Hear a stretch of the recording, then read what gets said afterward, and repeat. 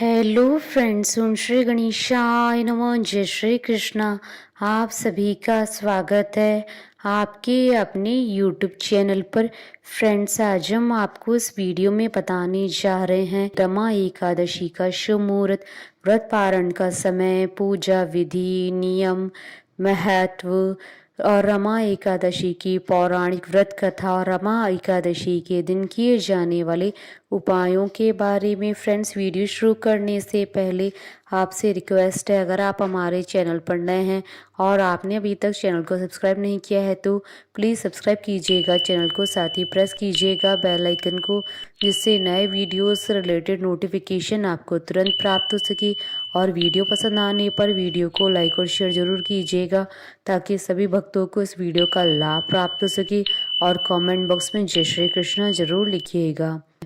कार्तिक मास की कृष्ण पक्ष की एकादशी को रमा एकादशी के नाम से जाना जाता है। ये एकादशी दिवाली से 4 दिन पहले आती है। रमा एकादशी के दिन से ही लक्ष्मी पूजा की शुरुआत हो जाती है। इस दिन भगवान विष्णु जी के केशव स्वरूप के साथ साथ माँ लक्ष्मी जी की पूजा की जाती है। माता लक्ष्मी का एक और नाम रमा भी है, जिसकी वजह से इस एकादशी को रमा एकादशी के नाम से जाना जाता है। रमा एकादशी पर व्रत और पूजा से विशेष लाभ मिलता है। मान्यता है कि इसके प्रभाव से महापाप भी दूर हो जाते हैं। इस दिन विधि विधान से भगवान विष्णु जी की पूजा कर नैवेद्य अर्पण किया जाता है। मान्यताओं के अनुसार इस व्रत के प्रभाव से सभी पाप नष्ट हो जाते हैं और साथ ही माँ लक्ष्मी जी की कृपा से कभी भी घर में धन की कमी नहीं आती है। रमा एकादशी के दिन भगवान विष्णु और माता लक्ष्मी जी की पूजा की जाती है। सभी एकादशियों में रमा एकादशी का महत्व कई गुना ज्यादा माना जाता है। रमा एकादशी अन्य दिनों की तुलना में हजारों गुना अधिक फलदायी मानी गई है। मान्यता है कि जो भी व्यक्ति यह व्रत करता है उसके जीवन की सभी मनोकामनाएं जरूर ही पूरी होती है। यह व्रत करने वाले के जीवन में समृद्धि और संपन्नता आती है। यह चतुर्मास की आखिरी एकादशी होती है। आर्थिक तंगी से निजात पाने के लिए रमा एकादशी का व्रत किया जाता है। इस दिन व्रत करने से माँ लक्ष्मी जी को प्रसन्न किया जाता है और धन संपदा की प्राप्ति होती है।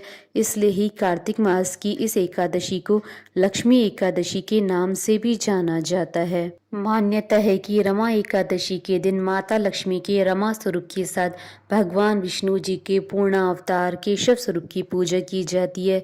फ्रेंड्स, अब आइए जानते हैं रमा एकादशी की पूजन विधि और नियमों के बारे में। एकादशी व्रत के नियमों का गंभीरता से पालन करना चाहिए, तभी इस व्रत का पुण्य प्राप्त होता है। एकादशी व्रत के नियमों के अनुसार व्रत का आरंभ दशमी तिथि के समापन से ही आरंभ हो जाता है। इसलिए दशमी तिथि के दिन सूर्यास्त के बाद भोजन ग्रहण नहीं करना चाहिए।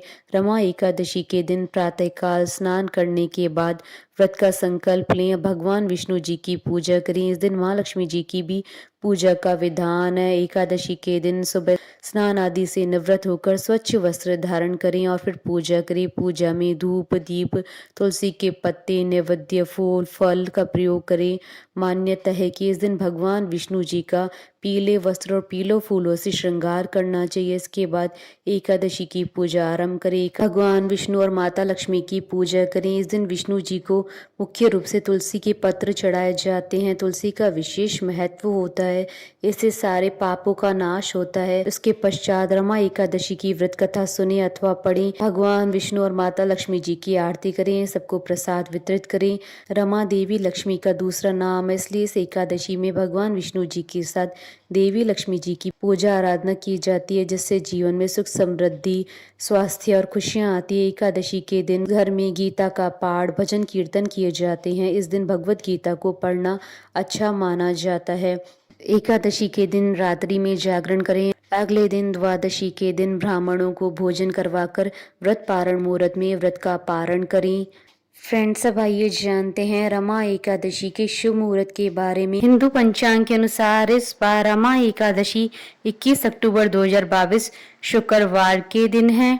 कार्तिक कृष्ण एकादशी तिथि प्रारंभ होगी 20 अक्टूबर 2022 को शाम 4:04 पर और कार्तिक कृष्ण एकादशी तिथि का समापन होगा 21 अक्टूबर 2022 को शाम 5:22 पर। व्रत पारण का समय रहेगा 22 अक्टूबर 2022 को सुबह 6:30 से सुबह 8:47 तक। पारण के दिन द्वादशी तिथि समाप्ति का समय रहेगा 22 अक्टूबर 2022 को शाम 6:02 पर। फ्रेंड्स, अब आइए जानते हैं रमा एकादशी के दिन किए जाने वाले उपायों के बारे में।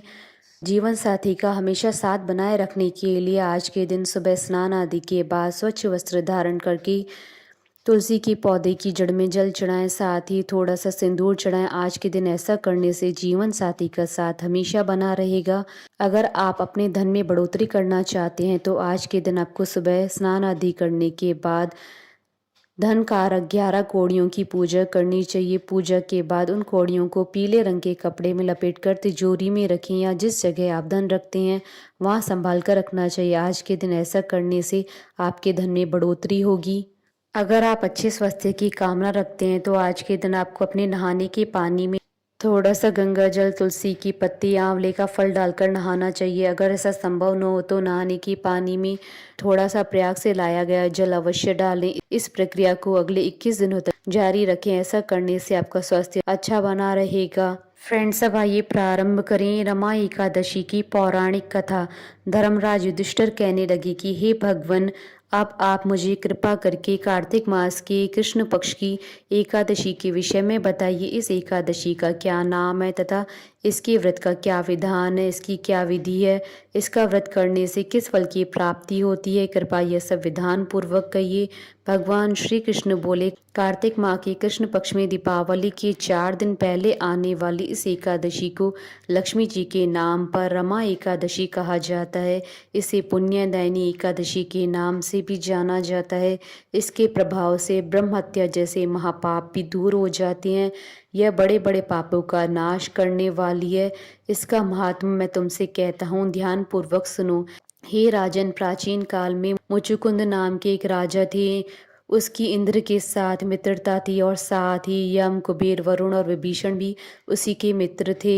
यह राजा बड़ा धर्मात्मा, विष्णु भक्त और न्याय के साथ राज करता था। उस राजा की एक कन्या थी जिसका नाम चंद्रभागा था। उस कन्या का विवाह चंद्रसेन के पुत्र शोभन के साथ हुआ था। एक समय वह शोभन ससुराल आया। उन्हीं दिनों जल्दी रमा एकादशी भी आने वाली थी। जब व्रत का दिन समीप आ गया तो चंद्रभागा के मन में अत्यंत सोच उत्पन्न हुआ कि मेरे पति अत्यंत दुर्बल है और मेरे पिता की आज्ञा अति कठोर है। दशमी को राजा ने ढोल बजवाकर सारे राज्य में ये घोषणा करवा दी कि एकादशी को भोजन नहीं करना चाहिए। ढोल की घोषणा सुनते ही शोभन को अत्यंत चिंता हुई और अपनी पत्नी से कहा, हे प्रिय, अब क्या करना चाहिए? मैं किसी प्रकार भी भूख सहन नहीं कर सकूंगा। ऐसा उपाय बतलाओ कि जिससे मेरे प्राण बच सके, अन्यथा मेरे प्राण अवश्य चले जाएंगे। चंद्रभागा कहने लगी कि हे स्वामी, मेरे पिता के राज्य में एकादशी के दिन कोई भी भोजन नहीं करता। हाथी, घोड़ा, ऊंट, बिल्ली, गौ आदि भी तृण, अन्न, जल आदि ग्रहण नहीं कर सकते। फिर मनुष्य का तो कहना ही क्या है। यदि आप भोजन करना चाहते हैं तो किसी दूसरे स्थान पर चले जाइए, क्योंकि यदि आप यहीं रहना चाहते हैं तो आपको व्रत अवश्य करना पड़ेगा। ऐसा सुनकर शोभन कहने लगा, हे प्रिय, मैं अवश्य व्रत करूंगा। जो मेरे भाग्य में होगा वह देखा जाएगा। इस प्रकार से विचार कर शोभन ने व्रत रख लिया और वह भूख प्यास से अत्यंत पीड़ित होने लगा। जब सूर्य नारायण अस्त हो गए और रात्रि को जागरण का समय आया, जो वैष्णव को अत्यंत हर्ष देने वाला था परंतु शोभन के लिए अत्यंत दुखदायी हुआ। प्रातः काल होते ही शोभन के प्राण निकल गए। तब राजा ने सुगंधित काष्ठ से उसका दाह संस्कार करवाया, परंतु चंद्रभागा ने अपने पिता की आज्ञा से अपने शरीर को दग्ध नहीं किया और शोभन की अंत्येष्टि क्रिया के बाद अपने पिता के घर में ही रहने लगी। रमा एकादशी के प्रभाव से शोभन को मंदराचल पर्वत पर धन धान्य से युक्त तथा शत्रुओं से रहित एक सुंदर देवपुर प्राप्त हुआ। वह अत्यंत सुंदर रत्न और वैदुर्य मणि जड़ित स्वर्ण के खंभों पर निर्मित अनेक प्रकार के स्फटिक मणियों से सुशोभित भवन में बहुमूल्य वस्त्राभूषणों तथा छत्र व चंवर से विभूषित गंधर्व और अप्सराओं से युक्त सिंहासन पर आरूढ़ ऐसा शोभायमान होता था मानो दूसरा इंद्र विराजमान हो।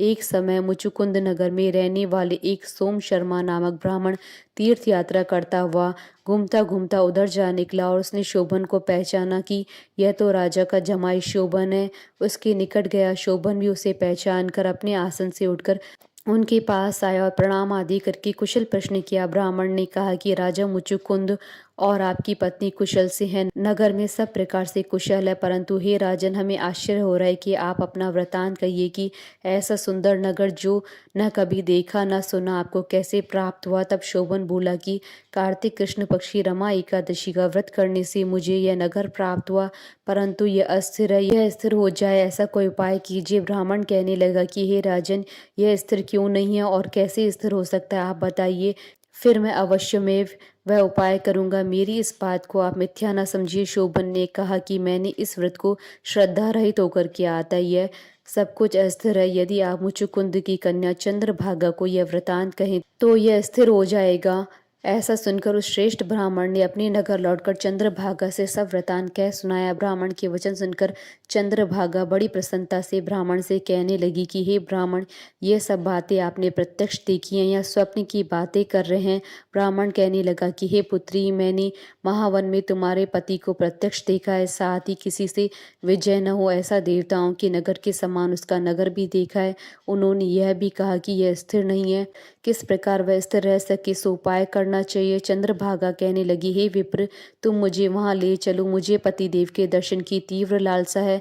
मैं अपने किए हुए पुण्य से उस नगर को स्थिर बना दूंगी। आप ऐसा कार्य कीजिए जिससे उनका हमारा संयोग हो, क्योंकि वियोगी को मिला देना महान पुण्य होता है। सोम शर्मा यह बात सुनकर चंद्रभागा को लेकर मंदराचल पर्वत के समीप वामदेव ऋषि के आश्रम पर गया। वामदेव जी ने सारी बात सुनकर वेद मंत्रों के उच्चारण से चंद्रभागा का अभिषेक कर दिया। तब ऋषि के मंत्र के प्रभाव और एकादशी के व्रत से चंद्रभागा का शरीर दिव्य हो गया और वह दिव्य गति को प्राप्त हुई। उसके बाद बड़ी प्रसन्नता के साथ अपने पति के निकट गई। अपनी प्रिय पत्नी को आते देखकर शोभन अति प्रसन्न हुआ और उसे बुलाकर अपनी बाईं तरफ बैठा लिया। चंद्रभागा कहने लगी कि हे प्राणनाथ, आप मेरे पुण्य को ग्रहण कीजिए। अपने पिता के घर जब मैं 8 वर्ष की थी तब से विधि पूर्वक एकादशी के व्रत को श्रद्धा पूर्वक करती आ रही हूँ। इस पुण्य के प्रताप से आपका यह नगर स्थिर हो जाएगा तथा समस्त कर्मों से युक्त होकर प्रलय के अंत तक रहेगा। इस प्रकार चंद्रभागा दिव्य आभूषण और वस्त्रों से सुसज्जित होकर अपने पति के साथ आनंद पूर्वक रहने लगी। हे राजन, यह मैंने रमा एकादशी का महात्म कहा है। जो मनुष्य इस व्रत को करते हैं उनके ब्रह्म इत्यादि समस्त पाप नष्ट हो जाते हैं। कृष्ण पक्ष और शुक्ल पक्ष दोनों ही एकादशियां समान है, इनमें कोई भेदभाव नहीं है, दोनों समान फल देती हैं। जो मनुष्य इस महात्म्य को पढ़ते अथवा सुनते हैं वे समस्त पापों से छूटकर विष्णु लोक को जाते हैं। बोलिए भगवान विष्णु जी की जय, माता महालक्ष्मी जी की जय, सनातन धर्म की जय। हमारे साथ इस वीडियो में अंत तक बने रहने के लिए आपका धन्यवाद। ओम श्री गणेशाय नमः। जय श्री कृष्ण।